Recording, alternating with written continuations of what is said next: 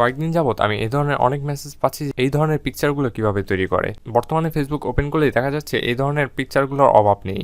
এক কথায় বলতে গেলে এই টপিকটা এখন একটি ভাইরাল টপিক। তাই আজকে আমি দেখাবো কিভাবে আপনারা সহজেই এই ধরনের পিকচারগুলো তৈরি করবেন।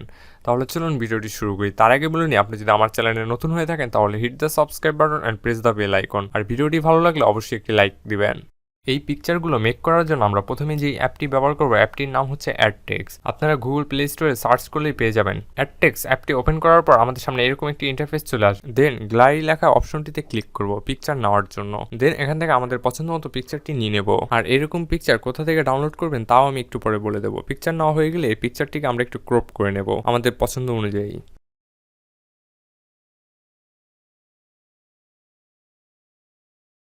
ক্রপ করা হয়ে গেলে পিকচারটিতে টেক্সট বসাবো। এর জন্য আমরা অ্যাড টেক্সট অপশনটিতে ক্লিক করব। দেন আমরা যা লিখতে চাই, অর্থাৎ স্ট্যাটাসে যা লিখতে চাই তা লিখব।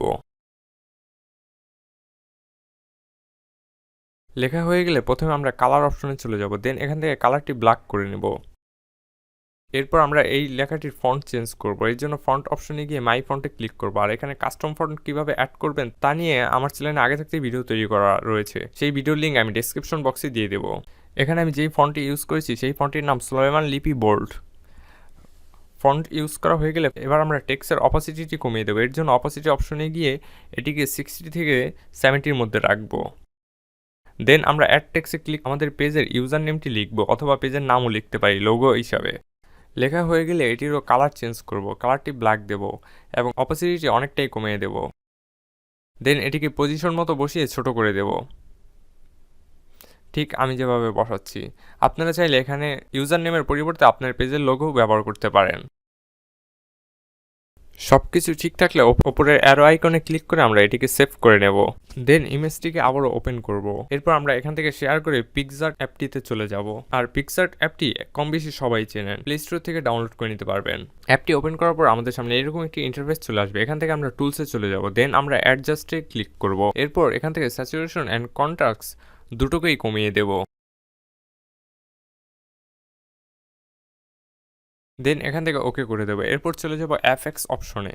এখানে অনেকগুলো ইফেক্ট পেয়ে যাব। এখানে আপনার পছন্দ মতো দিতে পারেন, কিন্তু আমার রিকমেন্ডেড থাকবে যেগুলোতে নয়েজ গেইন রয়েছে সেগুলো ব্যবহার করলে সবচেয়ে বেশি ভালো হয়। আর এফএক্সে আপনি চাইলে কাস্টমভাবেও নয়েজ বাড়িয়ে নিতে পারবেন, তাতে পিকচারটি আরও সুন্দর দেখাবে। সব কিছু শেষে আমরা উপরে সেভ বাটনে ক্লিক করে পিকচারটিকে সেভ করব।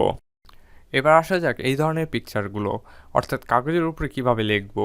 আর এই ধরনের পিকচারগুলোই বা কোথায় পাবো। এই ধরনের পিকচারগুলো পিন্টারেস্টে একটু খোঁজাখুঁজি করলে আপনি হোয়াইট কাগজে লেখা অনেকগুলো পিকচার পেয়ে যাবেন। সেখান থেকে আপনি ডাউনলোড করে নিতে পারবেন।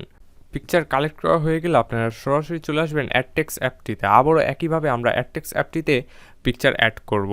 এরপর পিকচারটি যদি ক্রপ করার প্রয়োজন হয় তাহলে আমরা ক্রপ অপশনে ক্লিক করে পিকচারটিকে হালকা একটু ক্রপ করে নেব।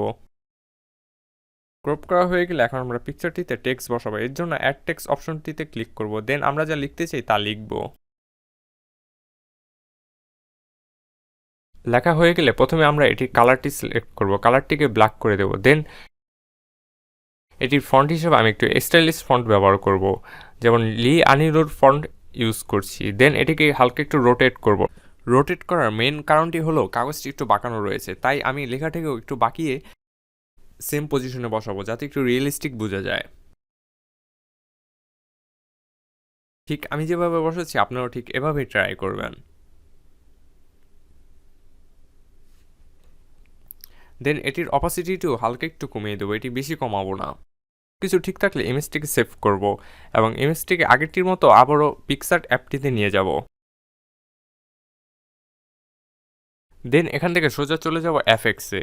এখানে BNYL নামে একটি এফএক্স পেয়ে যাব। এই এফএক্সটি আমরা সিলেক্ট করব। এই এফএক্সটি সিলেক্ট করা হয়ে গেলে আমরা এটিকে সেভ করে নেব। ব্যাস, আমাদের পিকচার কমপ্লিট। এবার আসা যাক আমরা এই পিকচারগুলো কোথা থেকে কালেক্ট করব।